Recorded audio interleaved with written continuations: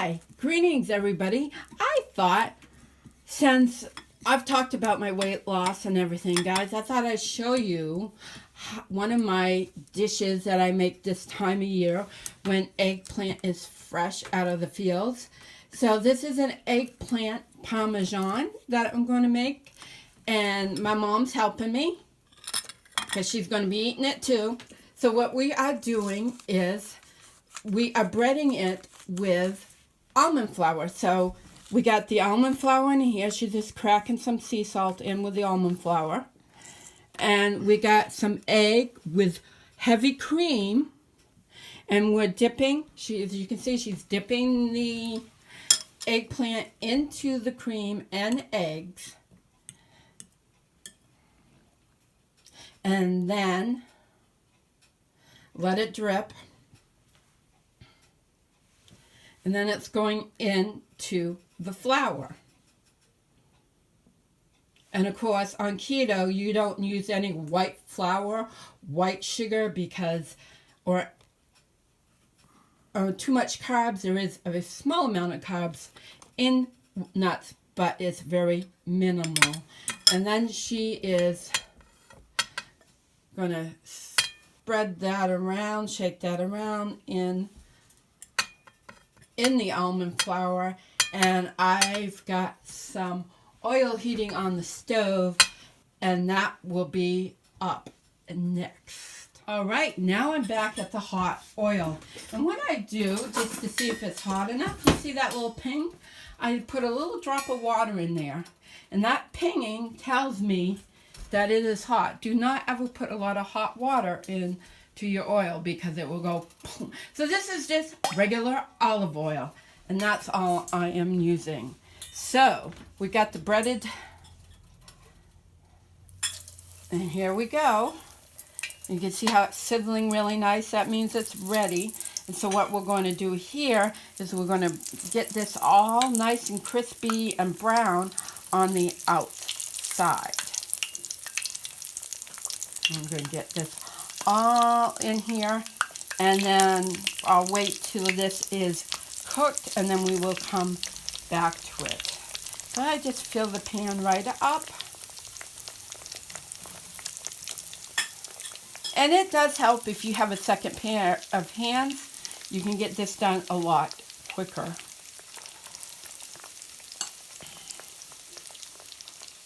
So we will let that cook for a while, and I will film it when I get back. Okay, so these have cooked a few minutes.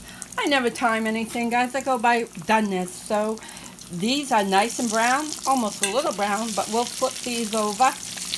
These are nice and crispy.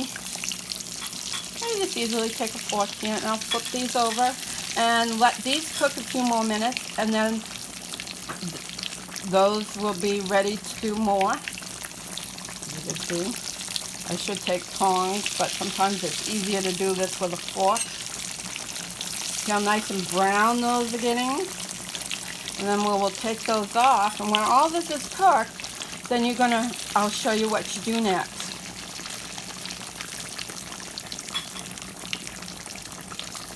The oil's nice and hot now. It's getting even hotter as it cooks, which helps because then it goes quicker. So it will only take a few minutes on this side before I take them out, and I will show you more later. Here's a quick way to do basil.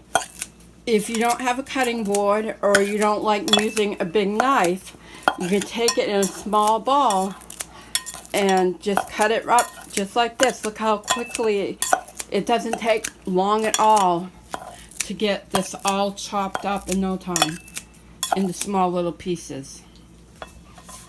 Hi, now everything's done, and we're going to put it all together. So we got a big baking pan. I find bigger the better, because then you have more room. So this is the eggplant. It's been all cooked, right? Look how nicely cooked and brown. It's been browned on both sides. So you're going to want to do this like you layer anything. So I have a really big dish this time, which helps. Don't mind the noise in the background. And then we'll get this all layered up, and I'll show you what I do with that. So first, you can start anyway, but today we're going to use some tomato sauce. This is just crushed, well actually what is it? Crushed tomatoes. Make sure, check your labels, people. They put sugar in everything nowadays. They want you to be sugared up. So put some sauce down on my first layer. Some fresh tomatoes from our local farm stand, and that's where we got the eggplant, from a local farm stand. I remember I said tennies one time, and people were like, what? So I got some local New England cheese. So I'll put some mozzarella. I got shredded. It makes it a lot easier. You want to preheat your oven to 350 degrees. So I got some local New England Cabot cheese. Use some mozzarella, some Monterey Jack. Go lay down, dog. You're not supposed to be in the kitchen. I have to remind my dog. Go. Get out of my kitchen. Got to remind him to get out of my kitchen, or he'll be underfoot. So a little bit more and some Parmesan, and use about half. We got 2 layers here. Some Parmesan and some of the fresh ground basil. And this also came from the local farm stand. It's a good time, you know. Before now, you should be utilizing your fresh vegetables from your local farm stand. Crack some salt on here. Your local farm stand is grown in the area that you are in. So that means the food has been exposed to the same conditions you are used to. So that makes it even better for you, because it's in your own environment. And so we'll put the rest of this on here. Yeah, I could have had, probably could have got a couple more eggplants to really fill out this dish, but it's still going to be delish. Rest of the sauce goes on.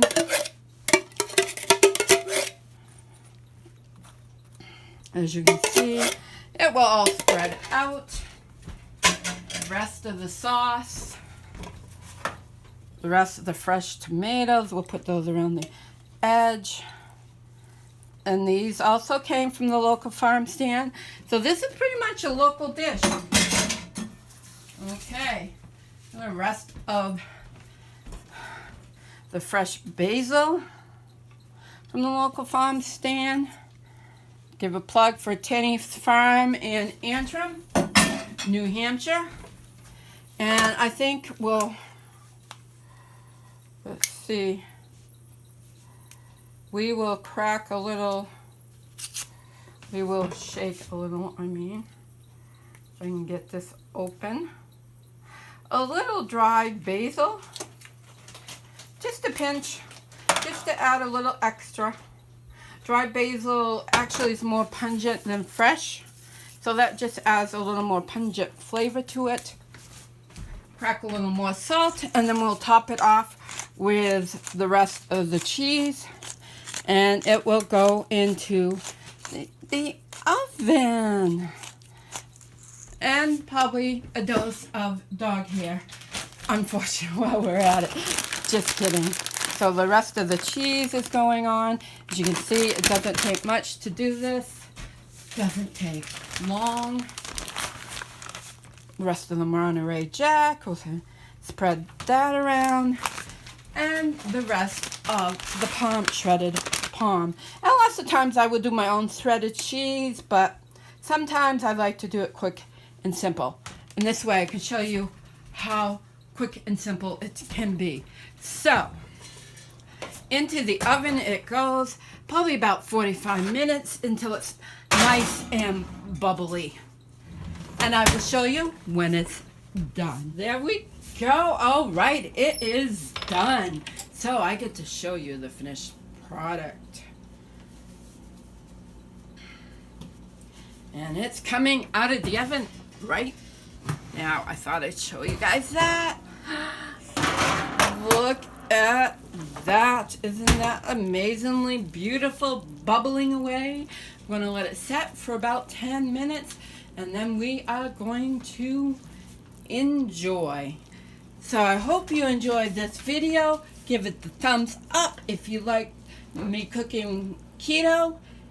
And I will get to the last major arcana card soon. And have many blessings. And remember to be wild.